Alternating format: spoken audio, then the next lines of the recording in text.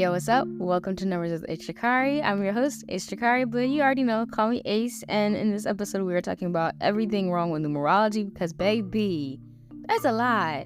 Like, people out here just lying on numbers for shits and giggles, and I'm sick and tired of it. So if you're enjoying what you're hearing, make sure you share it on your socials and tag me at Numbers with Ace Shikari on Instagram or on TikTok. And all the direct links are in the description of this episode. But let's go ahead and get into it. So first things first. I think when people hear numerology, and also this is from my experience, when they hear numerology, they think angel numbers. They might think master numbers if they're a little bit more well-versed, and mainly life path numbers. Angel numbers and life path numbers are the ones that I hear the most. And it's like literally I'll introduce myself and somebody will be like, oh, angel numbers. I'm like, yes, but not exactly. So there's not a really broad understanding of even what numerology is. Numerology is the study of numbers. It's the quote-unquote science of numbers.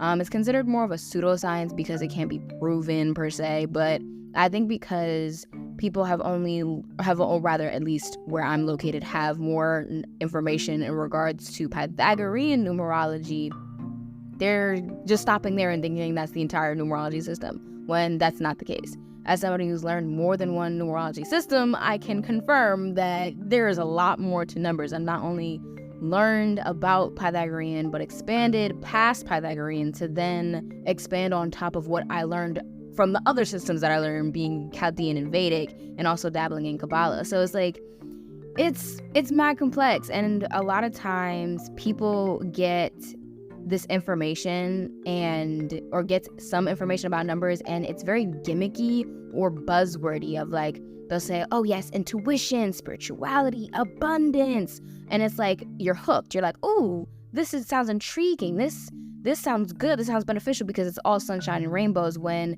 numbers highlight a level of duality. And that kind of hurts me and bothers me that people don't really talk about that side of, there's both sides of these things of, like, for example, everybody will talk about every damn time every time that 8 is the number of abundance. Now, they ain't wrong. They are not wrong when they say that. They're absolutely correct when they say that. However, 8 is ruled by Saturn in Chaldean and Vedic numerology, and I'm pretty sure it's ruled by Pluto in Pythagorean numerology, as well as Saturn. So with that abundance comes delays, comes hard work, comes consistency, comes boundaries, and the list goes on and on. So when you're approached with, hey, 8 is the number of abundance, baby, that's not it. The abundance is coming after all the other things, or comes with all of the other things, rather, that 8 encapsulates. And every number is like that. You're not going to just get one and done from a number.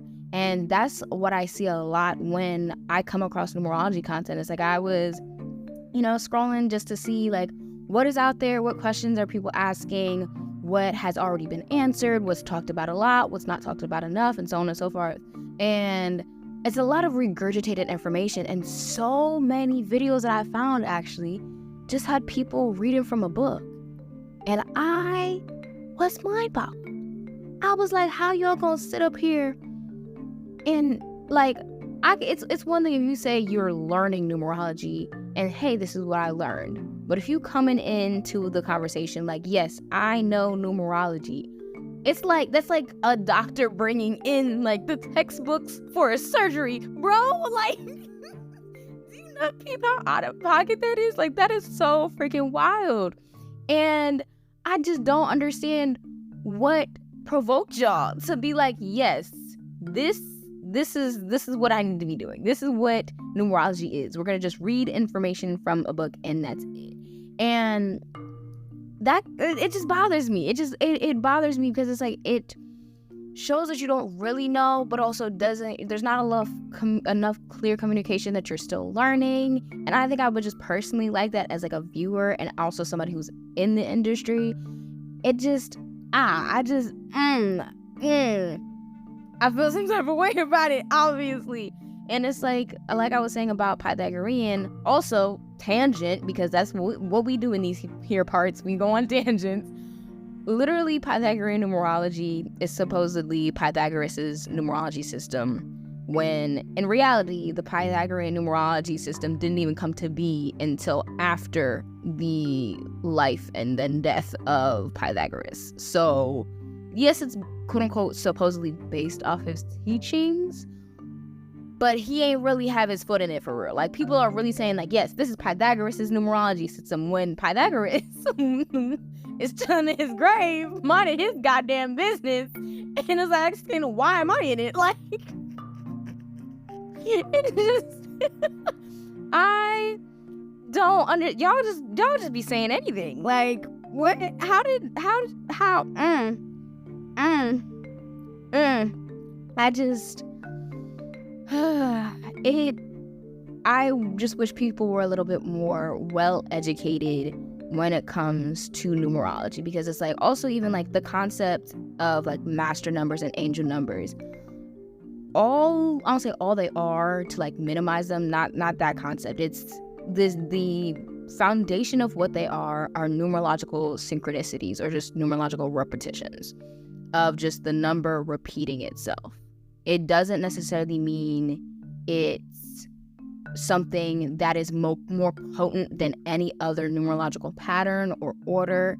It just means that there's 4 of this number repeating itself, or it's 2 of this number repeating itself. And I'm still trying to wrap my head around master numbers, just because Pythagorean just sort of kind of throws me for a whirl just regularly anytime I look at it, because the information is so just surface level, but also hyper positive, and doesn't really explain how we got here or why we're here, and puts that emphasis on, if you don't do this, everything will go downhill, and we don't want that, you don't want that, right? And it's sort of kind of I don't even know how to describe that feeling.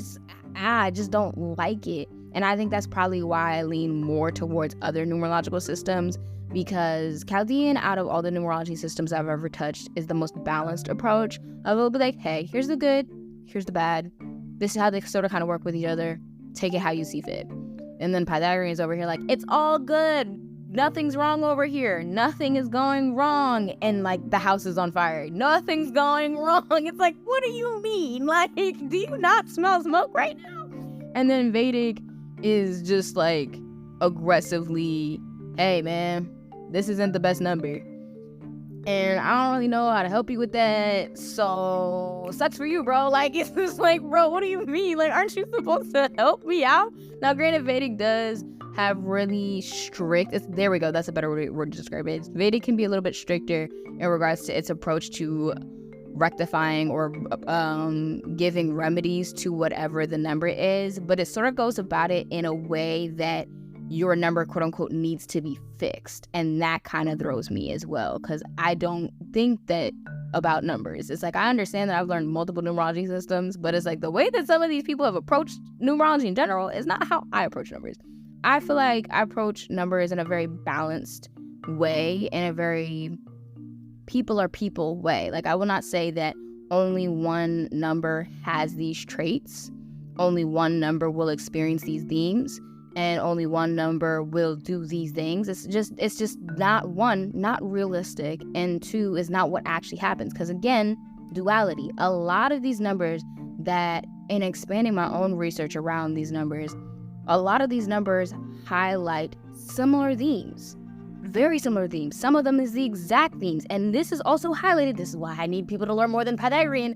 This is highlighted in things like reflections, things like numerological patterns and multiples.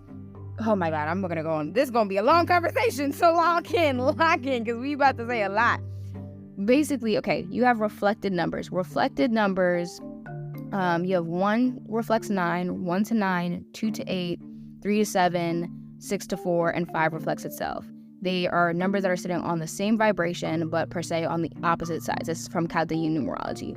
And they highlight a great way to explain how they highlight the similar themes is like, 1 is the start, 9 is the end. There's a similar vibe with each of them, but there's not enough research that I've found on them to be able to be like, oh yes, let me point you in this direction so you can learn about reflected numbers. I'm gonna just continue to talk about them because I've done my own research. So it's like the reflection between 2 and 8 highlights a depth on vulnerability and exposure to deeper parts of self, exposure to a desire. There's also a mystery there that I feel like isn't discussed enough. IMO, like there's definitely just different levels that 8 doesn't get because everybody's just like, oh, that's the number of abundance. And I was like, yes, among other things, we can talk about other things than how it's the number of abundance, but there's boundaries there as well, because it's like, for a great example is how 2 is very open. It's very receptive. It's very sensitive, and it's taking in all of this information, and it's not even, it's aware of everything basically. And 8 can be somewhat closed off. It's just like the opposite of, instead of me just opening my doors to everybody, I'm you gotta knock first type shit. And that's how 8's boundaries shows up. So it's like there's themes that come with each reflection, and I guess I'll talk about that more eventually, but it's like numbers are more than just numbers. Like I don't know how else to say it. It's just like, yes, you see these things, you've been around these things, but they are literally everywhere more than you even realize, is also what I'm coming across in regards to in researching what people do and do not know about numbers. And oh my gosh, like there's so much more than just angel numbers. And even the definitions of those angel numbers throw me for a whirl. Please, if you are listening to this right now and you're thinking about getting an angel number tattoo or any number tattooed or any symbol tattooed, consult somebody who has studied those symbols first. As a numerologist, you can come to me for the numbers in regards that you're trying to tattoo, because it can throw you for a whirl. I have friends who have angel number tattoos. They got them before they met me. And I was like, oh, so this happened and that happened and this happened and this happened after you got this tatted. And they were like, you not wrong. You not wrong. And that's really just how numbers just work. Is like they hold power. But because numerology is so popularized in a way that doesn't make it seem like it does something, it's honestly one of the dopest things I've ever come across in regards to things that you can just do yourself. Like, you have complete access to this information. All you need is the day that you're born. Then you get more information if you know the month and the year and the day combined together. That would be your quote-unquote life path number, but it's also called your destiny number and your Vedic number, but those are just different numerology systems. Then you also have your name number. Your name number.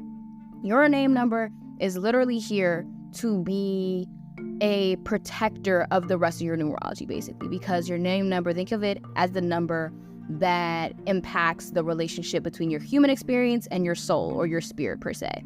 It's that connector. And literally in a lot of the books that I've looked into and a lot of research I've done, literally almost every person has said, yeah, this name number influences how you experience life. And when it don't really work that great with your base numbers or the numbers that you can't change, because you can change your name number, the numbers like your psychic number, which is based off the day that you're born, which is also called your birth date number in Pythagorean numerology, that number can't change. If your name number works well with that it influences a beneficial relationship between your human experience and your psyche per se, because your psychic number is the number that encapsulates the number of your soul or your spirit, or just your consciousness per se. I guess that's a better way to say it. And then you have your destiny number / your life path number, which is like the number of your soul in a deeper sense. It's not just like, it's the things that, or it's more of like a subconscious number of like, these are themes that will likely play out throughout the entirety of your life. It highlights the long-term things you can't escape, things you can't avoid, generational things, and so on and so forth. But that name number, how that interacts with the rest of those other two numbers is very crucial to just life in and of itself. But again, these are things that just you might not have been taught about. It's very unlikely that you were taught about, because even when I've talked to people who do know numerology, they're looking at me like, what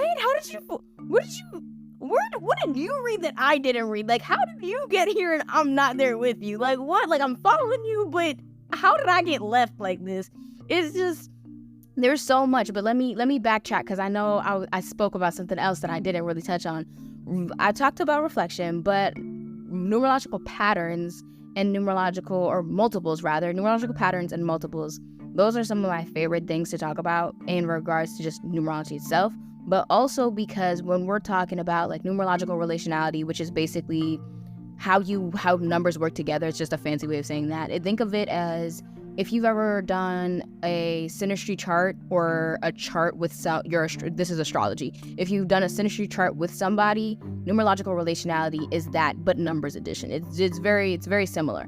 But numerological relationality comes up very, very, very clear in relationship dynamics, and all of them. And I mean all of them.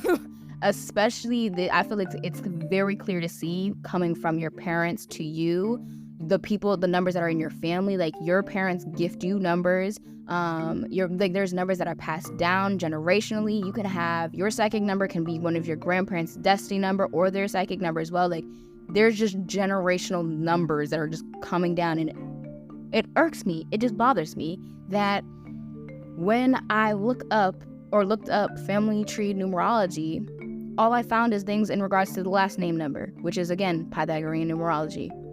And I'm just sitting here like, now I know damn well that this isn't it. So numerological patterns and multiples, this is something that maybe I developed. I don't want to say take complete credit of like I developed it, but I have not seen anybody else talk about it. And I also haven't even read this in any books. It just dawned on me. I was like, no, this makes sense. Like, this just makes sense. And I've literally been able to confirm time and time again how much this makes sense. So numerological multiples and patterns. Multiples are very clear, obviously, because it's like, okay, the multiples of 2, multiples of 3, multiples of 4. So you have 2, 4, 6, 8, 3, 6, 9, and 4 and 8. Those are all the numbers that would sit in between 1 and 9. Those are all multiples. And then you also have patterns of like 1, 3, 5, 7, 9, 1, 5, 9, 1, 2, 3, 4, 5, 6, 7, 8, 9, and all of those, so on and so forth. Like there's a bunch of them. Some of them I'm still like figuring out because there's so many patterns of numbers that, again, are not just 444, 777, so on and so forth. Like it's not just a number repeating itself that's making this pattern. It's just numbers that have like similar relationships, or how they sit in the natural order of numbers have a relationship. So like, for example, 159, 1 is the beginning number, 5 is the middle number, and then 9 is the end number. That's that pattern of beginning, middle, and end. And then you have 1, 2, 3. Those are the first 3 digits. You have 4, 5, 6. Those are the 3 middle digits. You have 7, 8, 9. Those are the last 3 digits. So on and so forth. It's like the patterns are literally everywhere. And then when you understand numerological rulerships of the planets that rule the numbers, you see how, and you understand how those energies work together. You're able to see the similarities and energies there. So for example, in all the numerology systems I've touched, 2 is ruled by the moon, 4 is ruled by, Uranus in Chaldean, Rahu in Vedic, and Saturn in Pythagorean. And then 7 is ruled by Neptune in, Chaldean, Ketu in Vedic, and I want to say, what is 7? It might be ruled by Mercury and maybe also Neptune in Pythagorean. Needless to say, focusing on the Vedic rulerships, 4 being ruled by Rahu, that's the north node, and 7 being ruled by Ketu, that's the south node. Those are the lunar nodes, and then 2 is ruled by the moon. So 2, 4, and 7 are a numerological pattern. So this is just all a bunch of information that nobody's talking about, and I'm sitting here like, how y'all talking about, oh yeah, I'm a numerologist, and we ain't get no new information. Y'all still sitting over here talking about how the number 1 is the number of leadership and initiators. If you have this number, you're a leader. The amount of number 1s, or people who I've found or met that are 1s who have no desire to lead. Oh my gosh, this irks me so much. Literally, that's just not how it works. It's not that cut and dry, straight to the point in regards to that surface level, or that just hyper focused in this one direction of 1s are leaders. No, not necessarily. Like, anybody can lead. That is a trait of like just a person. That is a person's trait that they are a good leader. That one that may be placed somewhere else in their numbers, that can be there, but it's like it's not all that one encapsulate. There's a potentiality, there's authenticity, there's a genius, there's a brilliance, there's talents, there's gifts, there's a creativity, there's an awareness. The list goes on and on and on about the energies that one encapsulates, that I'm just like, y'all are not really eating down how y'all think y'all eating down with just saying that one is the number of leadership. And it goes on like that for every single number of, it's not just so cut and dry. Like and it also never has been. And I'm sort of kind of sitting here like, I'm not trying to discredit anybody's experience as a numerologist or the information that they've learned by saying any of the things that I've said or any of the things that I will say. I'm just aware of the fact that there is more information out there. There is more things that you can do if you really sit and process this information, if you sit and dissect and see where the patterns are. Because literally the secret or key or whatever to numerology is finding the synchronicities and the patterns. If you just peep how the things go together in regard, and it's like it for me, it's not something that's like a no-brainer, but maybe it's because I'm a numerologist, so maybe just as bright as day for me. But also, I accidentally became a numerologist. This was not my plan at all. If you would ask me literally 2 years ago, what you finna do? This is not, no, this is not where I thought this was going. But granted, I'm not mad at it at all. I'm just like, bro, darling, baby, please, can we add to it? Can we add some substance? Can we add some context? And it's like, each number has a meaning. Each number plays a role. Each number can do whatever it is you want to do. It's like, regardless of what your psychic number is, regardless of what your life path or destiny number is, regardless of what your name number is, I can guarantee you, like, rather, no, well, I stand on that. Hey, I'm feeling ballsy. I can guarantee you can do whatever the fuck it is you want to do. Whatever you want to do, you can do with your numbers. It's just putting yourself in a way that you're actually working with those numbers, working with the energies that you naturally were given. And I'm somebody who wholeheartedly believes if you desire something, it desires you back. It wants you back. There's nothing that can convince me otherwise, that if you want it and if you feel it in your spirit that this is something that is supposed to be here for you, or something you're supposed to experience, whether it's in a relationship, whether it's a career, whether it's where you're supposed to be and travel to or live with or whatever, if you desire that, the only way for you to have that desire is for it to have already happened, for it to have already existed. And you can do that with your numbers, wherever your numbers are. It's just finding the things that work with your numbers. Because, for example, I was telling somebody this today of how the angel number 444 impacts you is drastically different than how it will impact me. Why? Because we have different numerology. And that's just how everything works in numerology. It's not going to be the exact same experience for every single person, because unless these people have the exact same numerology, very unlikely. Very unlikely. And even then, if they're not born on like the exact same day, exact same year, down to like the second, even then it's like, who knows? It's like it's still very unlikely that it's going to be exact to that point. There's a lot, and I just want people to know that numerology is not as surface level as you have sadly been misinformed. It is not that surface level. It is not that cut and dry. It's not that black and white. It's not that overly positive. It's like, no, if you have whatever numbers you have and you're depressed and you're anxious or you're overthinking and you're struggling with finding routine or finding balance in whatever the way that means for you, or connecting with your spirituality or understanding yourself deeper, your numbers can still help you get that context. You just have to work with somebody who actually knows numbers. And that's something that I just consistently run into when I'm finding people who, oh, you talk about numbers, I'd love to hear more about it because I love learning. They stop at 1 is a leader, 4 is the number of stability, 2 is the number of balance, 3 is the number of community. It's like, y'all are just reciting the same information please learn more, then speak. Take your time with it.